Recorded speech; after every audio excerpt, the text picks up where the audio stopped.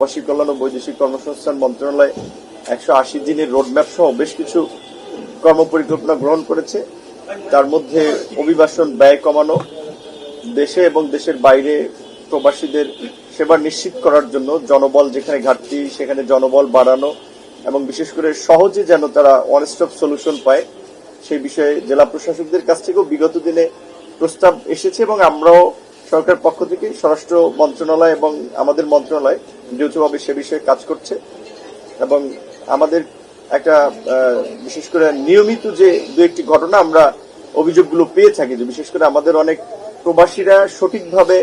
জেনে বিদেশ না যাওয়ার ফলে তারা দালাল এবং প্রতারকদের মাধ্যমে আসলে নানানভাবে ক্ষতির সম্মুখীন হয়। সেক্ষেত্রে নিরাপদ অভিবাসন এবং বৈধ পথে বিদেশ গমনের ক্ষেত্রে মন্ত্রণালয়ের পক্ষ থেকে যে বিভাগীয় কমিশনার,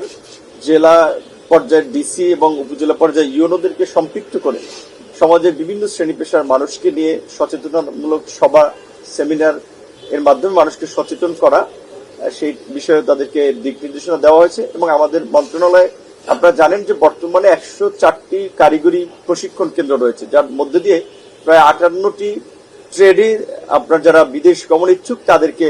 ফ্রি অফ কস্টে একেবারে দু এক জায়গায় নামে মাত্র মূল্যে প্রশিক্ষণ দেওয়া হয়। তারা যেন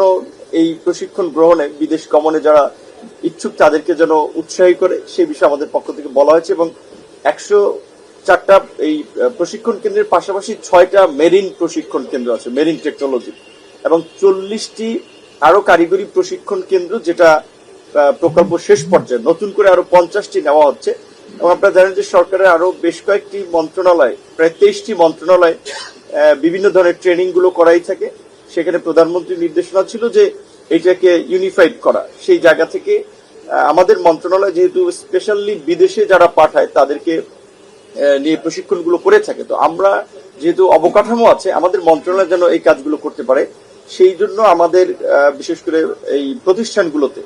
যে ধরনের ঘাটতি আছে ইকুইপমেন্ট সাপোর্ট সহ তাদেরকে ফ্যাসিলিটেট করা, সেই বিষয়ে জেলা প্রশাসকদের পক্ষ থেকে যে প্রস্তাবগুলো এসেছে সেগুলো আমরা আমলে নেব। আর ব্যক্তিগতভাবে সরকারের যে দৃষ্টিভঙ্গি, প্রধানমন্ত্রীর যে বিনয়ী আচরণ, তার যে মার্জিত বেশভূষা দৃষ্টিভঙ্গি, সেই জায়গা থেকে আমার ব্যক্তিগত জায়গা থেকে আমি ডিসি সাহেবদেরকে একটা কথা শেয়ার করেছি যে আমাদের দেখবেন জেলা এবং উপজেলা পর্যায়ে হাই স্কুল এবং প্রাইমারির শিক্ষকরা আপনার সিম্পল একটা স্বাক্ষরের জন্য দেখা যায় একটা অফিসে 20 মিনিট দাঁড়িয়ে থাকে, ঢুকতে পারে না। তো শিক্ষকদের একটা সম্মান বিশেষ করে এই জায়গায় যেন আমাদের জেলা প্রশাসকরা, বিভাগীয় কমিশনারগণ নিশ্চিত করে এই বিষয়টিও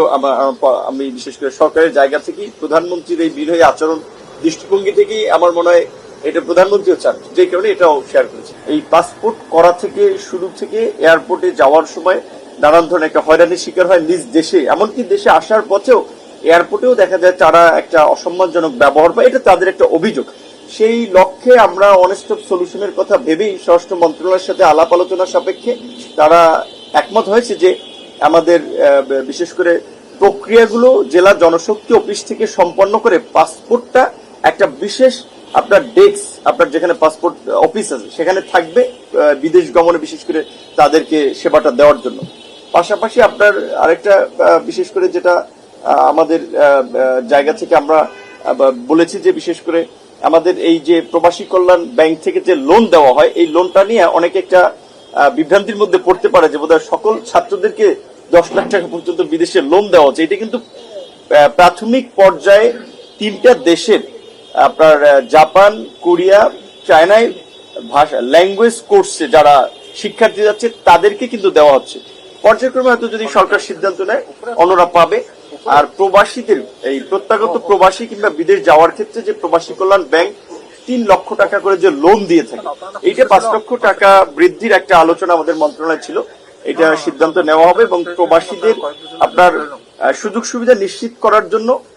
ঢাকা বিমানবন্দর সহ 3টা বিমানবন্দরে কিন্তু প্রবাসী কল্যাণ ডেস্ক আছে। এটা আমার মনে হয় যে সাধারণ প্রবাসী অনেকে জানে না। এই ডেস্ক গুলো শুধুমাত্র আপনার এই প্রবাসীদের সেবা দেওয়ার জন্য ডেডিকেটেড করা হয়েছে। পথ ব্যবহার করে যারা যাচ্ছে এবং অনেক ক্ষেত্রে এই যে মৃত্যু ফাঁদে তারা পড়ছে, এইটা তো আমরা আসলে কেউই প্রত্যাশা করি না। আমাদের জায়গা থেকে আমরা কি করতে পারি, আমরা সচেতনতা বৃদ্ধি করা, বিশেষ করে আপনারা জানেন কিনা আমি জানি না, ইতালি সরকার ইউরোপিয়ান ইউনিয়নের থ্রুতে একটা ফান্ড করে একটা প্রজেক্ট রান করতেছে স্পেশালি শরীয়তপুর, মাদারীপুর এই অঞ্চলকে গুরুত্ব দিয়ে, যে এই অঞ্চলের মানুষ যেহেতু বেশি ওইদিকে যাচ্ছে, তো সেক্ষেত্রে আমরা চেষ্টা করতেছি যে আমাদের এখান থেকে যারা এই দালাল চক্রের সাথে জড়িত তাদেরকে ফাইন্ড আউট করে ব্যবস্থা নেওয়ার জন্য। কিন্তু একটা বিষয় হচ্ছে যে শুধু দেশ থেকে যাচ্ছে যে বিষয়টা এমন না, কিন্তু দেখা যায় অন্য দেশে আছে, ওখান থেকে তারা ভালো জীবনযাপনের উদ্দেশ্যে কিন্তু অন্য লিবিয়া বা অন্য রুট ব্যবহার করে এই মরণ পথে যাচ্ছে। তো এটা আমরা প্রত্যাশা করি না। আর এটার সাথে আরেকটা সমস্যা হচ্ছে যে এটা শুধুমাত্র আমাদের দেশে না, ইতালি বলেন, রোমানিয়া বলেন, এই সমস্ত জায়গায় কিন্তু ওই দেশের একটা চক্র আছে। সুতরাং এটা বাংলাদেশের পাশাপাশি আন্তর্জাতিক ভাবেও আসলে এটা নিরসনের জন্য কাজ করতে হবে। সেক্ষেত্রে IOM এবং ILO এই বিষয়ে আমাদের সাথে কাজ করতেছে। যেহেতু নতুন